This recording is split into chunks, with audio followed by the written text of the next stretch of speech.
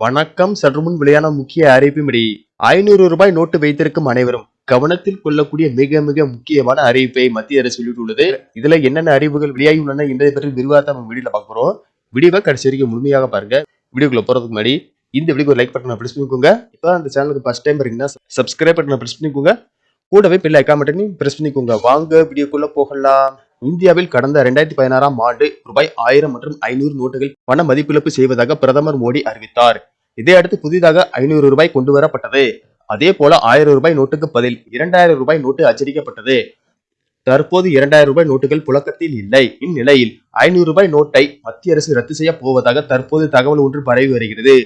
நாட்டில் டிஜிட்டல் பண பரிவர்த்தனை ஊக்குவிக்கும் வகையில் இந்த நடவடிக்கை மேற்கொள்ளப்பட உள்ளதால் இது தொடர்பாக வங்கிகளின் ஏடிஎம்களில் மாற்றம் செய்ய உத்தரவிடப்பட்டுள்ளதாக அந்த செய்திகள் பரவின. இப்படி ஒரு தகவல் பரவ காரணம் மக்களிடம் ரூபாய் 100 அல்லது ரூபாய் 200 பண புழக்கத்தை அதிகரிக்க வேண்டும் என்பதால் ஏடிஎம்களில் 100 ரூபாய் 200 ரூபாய் நோட்டுகளின் இருப்பை கூட்ட வேண்டும் என்று ரிசர்வ் வங்கி அறிவுரை வழங்கியிருந்தது.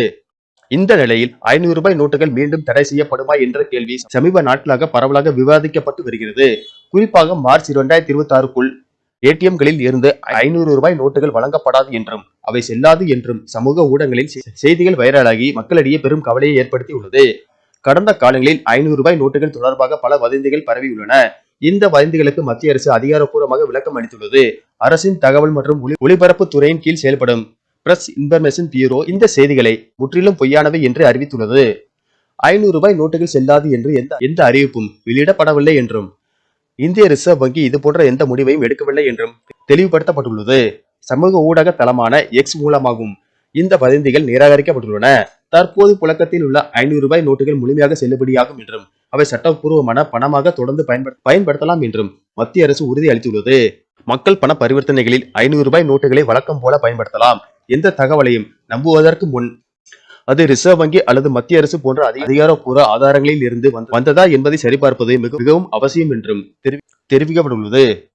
இணையத்தில் வரும் ஒவ்வொரு செய்தியும் உண்மை என்று நம்பக்கூடாது என்றும் செய்திகளை பகிர்வதற்கு முன் இருமுறை யோசிக்க வேண்டும் என்றும் மக்களுக்கு அறிவுறுத்தப்பட்டுள்ளது. நன்றி, வணக்கம்.